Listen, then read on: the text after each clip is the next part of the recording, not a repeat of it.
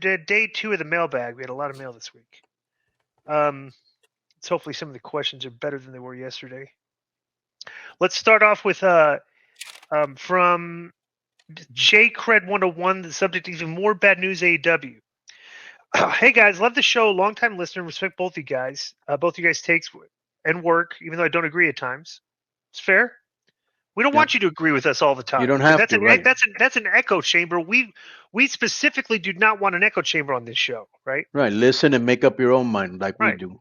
Right. So I was scrolling through Rex Twitter and saw Ziggler made an appearance or sign. So I randomly saw this as I was going digging on the Google machine. Link to Wrestling Inc. about Endeavor and TNA partnering up on their app. Is this true? Do you see Scott D'Amore or Anthem selling out down the road to WWE and being an off-brand of WWE with Vince and Dunn out of the way? This is the only reason I can see why Ziggler joined TNA, because he's Endeavor's involved, and he may also think or know he can slip right back into WWE's main roster ASAP down the road with ease. Oh, and toss it that he's seen firsthand how bad the ship is sinking with TK and AEW. Don't get me wrong, I think we all want AEW to be good, and it's a good thing for everyone if they did better, but this seems to be horrible news for TK and probably why he stopped doing business with TNA a while back. Anyways, thanks. I would like to hear your thoughts on the so-called partnership. Thanks. Oh, really? So I didn't even see that. It's a new streaming service, partner with TNA. Well, but here's the deal with Dolph Ziggler, okay? He probably sees, probably with the exception of Christian, okay? He probably sees these guys going back to WWE, to AEW, and it's like, dude, there's like these other things I want to do creatively, and like TNA will give me more creative freedom. Like, look at Edge. Bro, did you see the past 2 matches that Edge wrestled on AEW, Conan?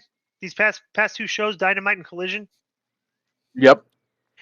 Okay, so he did the random 8-man tag on Dynamite.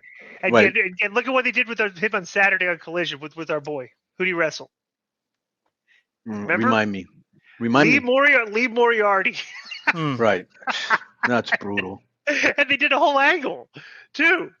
It's like Lee Moriarty came out like he was a big star, and this is a big angle. So I think that's what it is. I don't know. I didn't even know about this partnership with WWE and When TNA. did Ziggler join TNA? At the last pay-per-view yes. thing here? Yeah, he was the surprise at the end. He stood in the crowd and had the TNA shirt, all that. Yeah, well, you got to think Dolph's probably, his brother was in EAW or still is.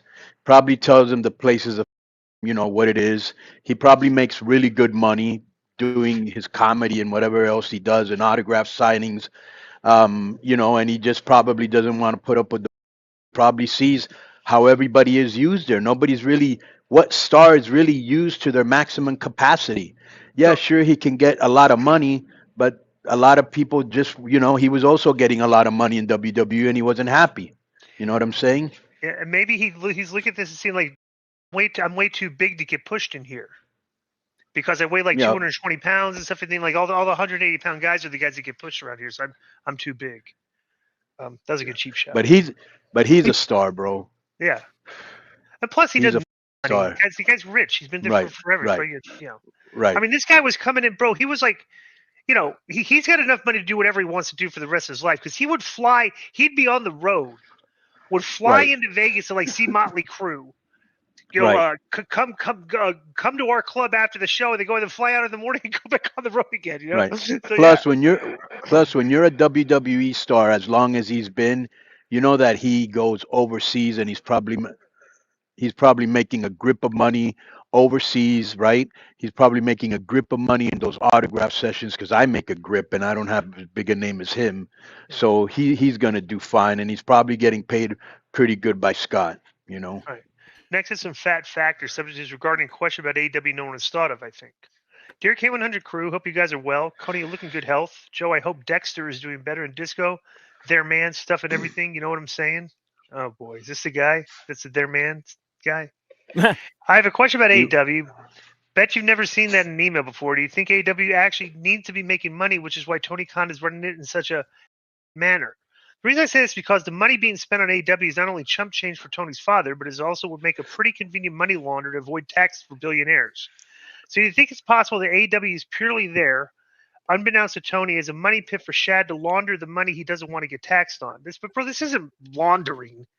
It's like you're running a business and you get Right. you lose when you get. It's Cage like, I think that's the incorrect word, right? Right, so- The guy's not laundering money, right. but Like selling okay. drugs Well, or anything. It's like if I would John say Gotti. this. I would say this. Anything's possible, but why be in business? And how do you stay in business if you're losing money? Okay, but you never know. Let's just say, for arguments, and I'm just gonna give a number. Let's just say that he's making $300 million a year. His dad, right? Just to say that, and I'm good with that. That's what I need, to pay my expenses or to make a good living, and I'll use AEW for tax credits and breaks. Could be possible because that's how people stay rich. They have, they hide their money, they ship it overseas. You know what I'm saying?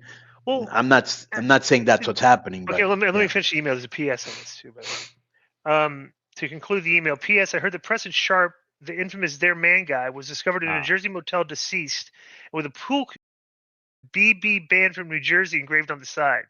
The autopsy found a three ball in his side pocket. In his other pocket, they found a hanky with Billy Body's lipstick on it. Kind regards for your fat factor. Also, he's claiming that Billy Body came to Jersey and took out the guy that said you're not allowed in Jersey.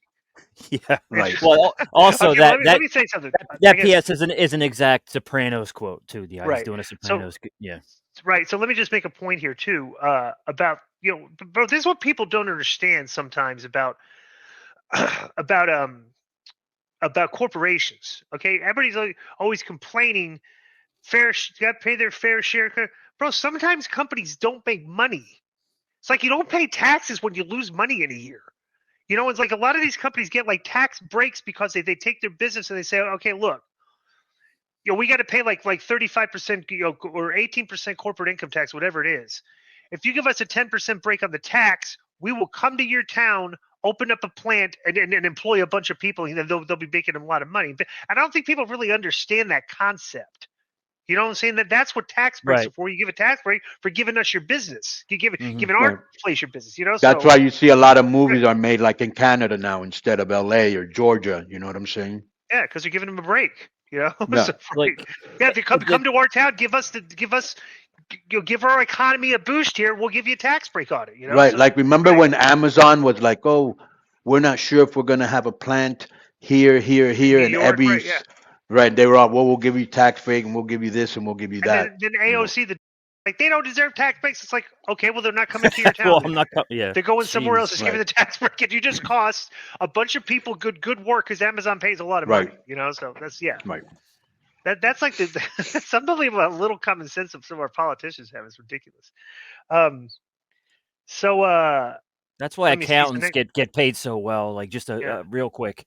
Like last year, my wife and I were going to buy our house. We were going to buy our house, and the realtor guy, he's like, all right, I was about to file my taxes last year, and he had to give me certain advice, which basically meant like, don't use deductions. I need you to show as much income as you can show. You know what I'm saying? Like if I make 50,000, let's say, and I had 20,000 in deductions, he's like, you know what? Don't even put them in, eat it. Cause I need you to show that you make 50 grand or whatever. Yeah. So I got, but I needed to show that income to buy the house, Well, that's what exactly. That's why the banks are very leery about giving houses to people that can't afford them. I heard it's really hard now. Yeah. Okay, next is from Brian Dunlap, our resident booker. Where do you see AEW 5 years from now? Hello, K100. I'm thinking back on a hypothetical question I might ask Tony Khan if I was at the media scrum. Here's one better than the one I sent a couple years from a couple weeks ago. Where do you see AEW 5 years from now? AEW kicked off in 2019, so we're almost at the full 5-year point. But where do you think AEW will be by 2029? This is asking K100 as well as TK. And if Chris Jericho is sitting in an AEW media scrum, which would be a bold move nowadays, here's a question for him. Would you consider hiring Wrestling Otaku as just Jericho's personal security at AEW shows? Ooh. He's practically Ralph, that Mark with the neck beard that cut the promos on us. He's practically Ralphus Jr. when looked apart. WO came out in Y2J's defense, or what Wrestling Otaku came out in Y2J's defense in his official YouTube channel, just so you know. Dude, we're not. This guy put a clip to that Wrestling Otaku guy defending Chris Jericho and thinks we're actually going to play. Well, let me ask you a question, Joe. Yeah. Why are you moaning about this guy? He's just unpleasant. He's very, very unpleasant. Ugly, physically unattractive. But I mean, even personality too. He's just a. I mean, so why do you watch him? he was on we did a Get My Go once, but I don't like him. He's very very nobody unpleasant. does really. Yeah. Yeah, I don't know. I wouldn't just what Tony's gonna do in 5 years. I think let me yeah, go ahead. Go ahead. Let me just say this, bro. Unless he surrounds himself, which he already kind of has, with credible, knowledgeable people. But here's a most important part: and listens and applies what they have learned. Okay, I could see lower ratings, maybe just one show in 5 years. Yeah. Yeah. All right. Next is from Roger Elzalte, subject to T-shirt designs. Hey K100, have a couple of shirt ideas. Who for Conan?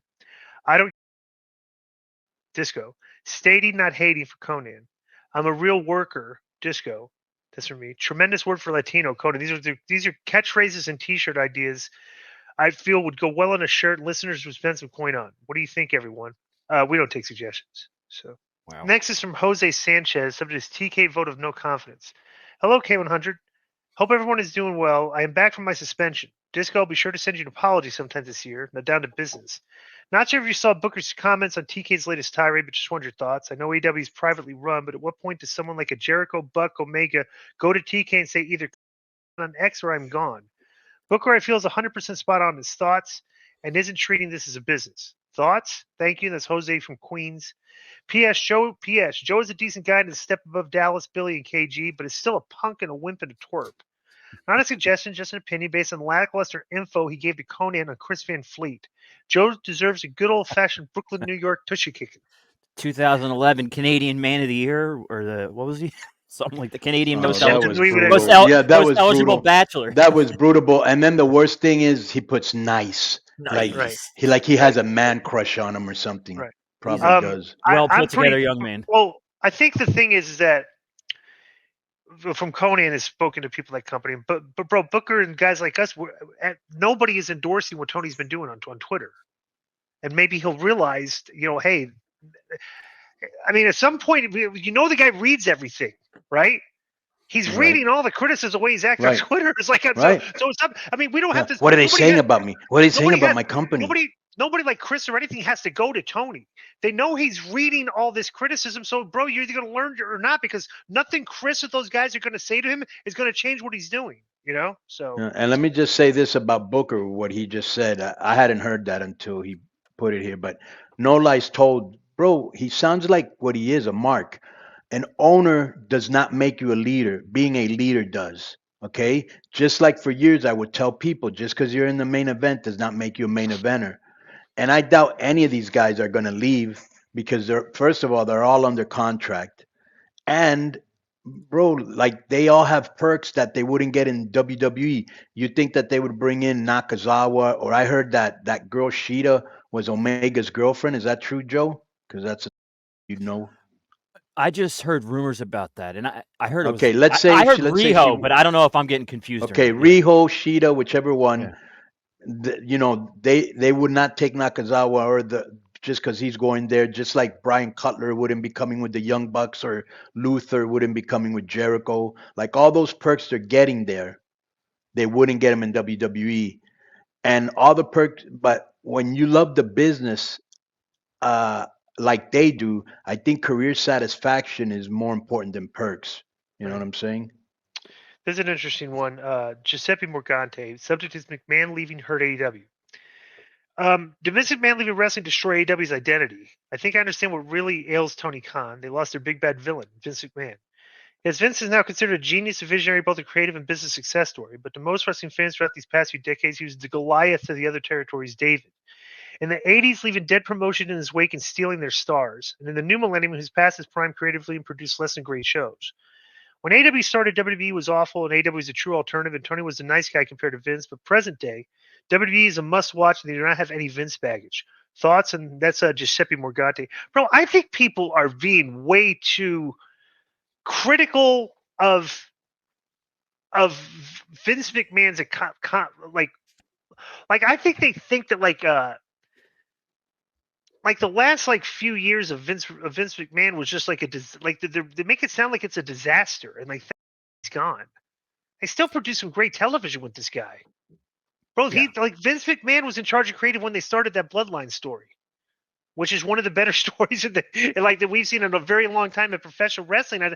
I just don't think. I think at the end, this is funny, I think this fan base was very willing to give Vince McMahon criticism and not give him credit where it was due, and very willing to give Tony Khan credit and not not give him the criticism when it was due. Yeah, because they act like age is a disease or like the guy see now. Let's put a couple things in perspective.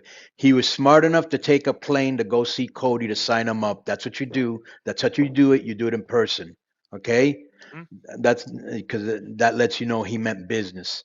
Number two, when we were talking to Mansoor and Mansoir or whatever, Massey, they were telling us that Vince saw talent in them, just like we did, and they even saw talent in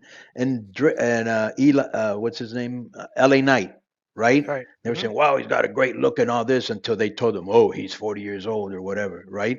So he still had an eye for talent. You know what I'm saying? Yeah. Just like a lot of rich guys that, they have a lot of money and they think they can do it, whatever they want to do. He got caught doing it. That big Vince documentary series on Netflix, Meltzer just reported, is supposed to come out really soon, maybe even WrestleMania season. They decided to go ahead and do it, huh? Absolutely. Yeah, and he reported Vince himself as well, obviously, but Vince is interviewed too, which he says is the most interesting part. Plus, the great thing is Bill Simmons is doing it, and he only does cool. Yeah, that's gonna be interesting, man.